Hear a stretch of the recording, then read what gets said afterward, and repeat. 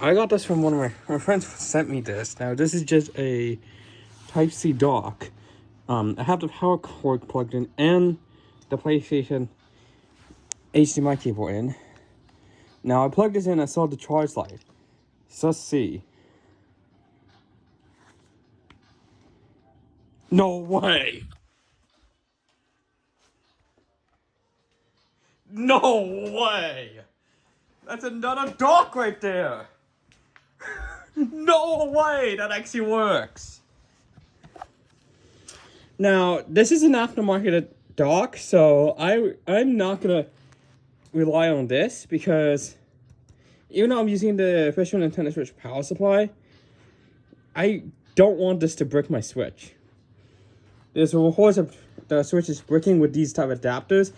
After the 5.0 update to the original Switch, so I'm gonna plug that. I don't want to risk. So even though this is not gonna go any voltage higher, it's just that I don't want to risk that happening.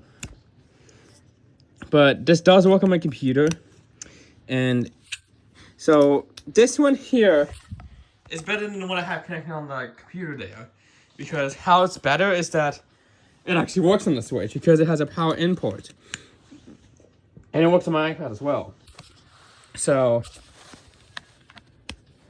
I just plug my iPad in, which does charge it, and there we go. I see the display there. So I'm gonna plug it. So that's kind of interesting. Oh, wait, what? Okay. I thought that was just me. It's just... it was just touching these. Probably. Of course.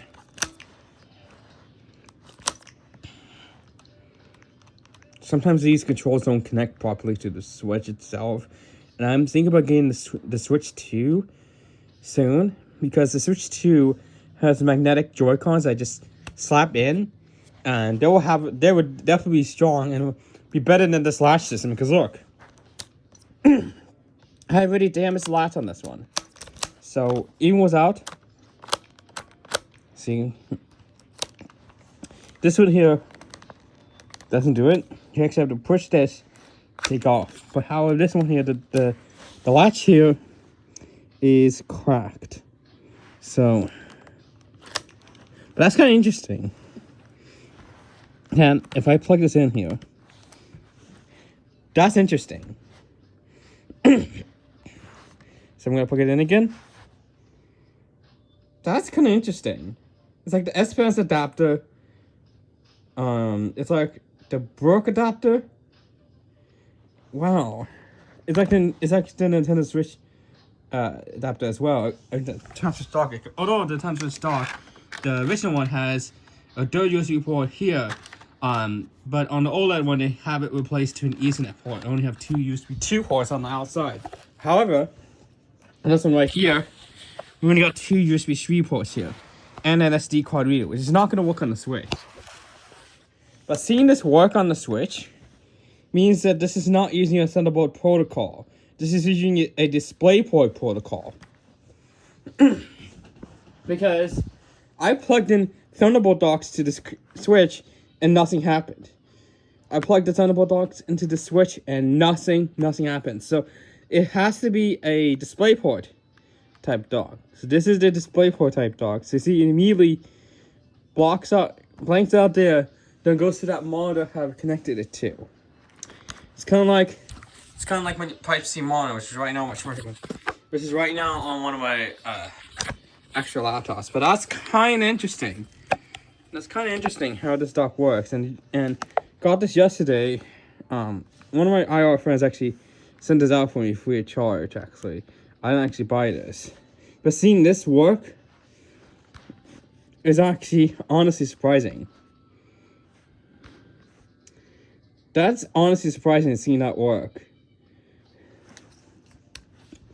But however, I think that dock there would be better. And plus, that monitor I have it plugged into does not have the speakers connected. So, yeah.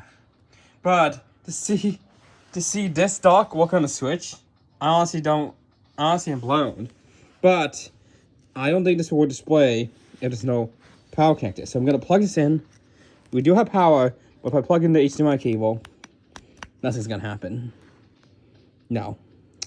Nothing's going to happen. But, so if I don't plug anything in here and plug in the charger, that's smart. It actually just charges. Now if I plug in the HDMI cable, cuts charging off,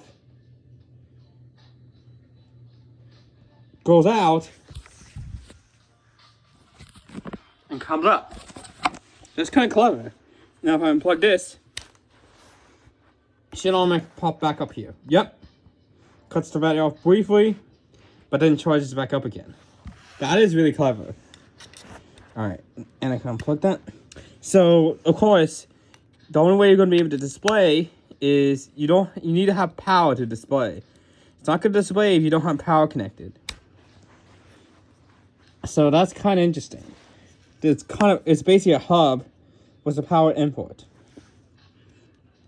It's just that if you don't have power connected, the HDMI input is not going to work as you think. It's not gonna work if you have that. It's not gonna work as it should. So yeah, it's always good to have an official dock instead of this, because this works in the computer and the MacBook's fine. But I don't trust this on my Nintendo Switch. I don't actually trust this on my Nintendo Switch. I don't trust this on my Nintendo Switch at all. I know the Apple Type-C to Type-C dock, I know that one's not compatible with the Switch. Although I don't have it with me, people tried and the Switch never did anything. So what I'm suspecting with that Type-C dock from Apple, it's a Thunderbolt dock. A Thunderbolt dock that's only supported on the iPads and supported on the MacBooks and the Windows computers. Because this Nintendo Switch does not use the Thunderbolt protocol. It uses a DisplayPort protocol to display through, which is how it works on the Switch dock itself. So on the Switch Lite, they don't have the chips for the DisplayPort protocol, so that's not really going to display. But yes, how Switch's display is using its DisplayPort protocol, and seeing that it works on this hub means that this hub dock is DisplayPort protocol. So yeah,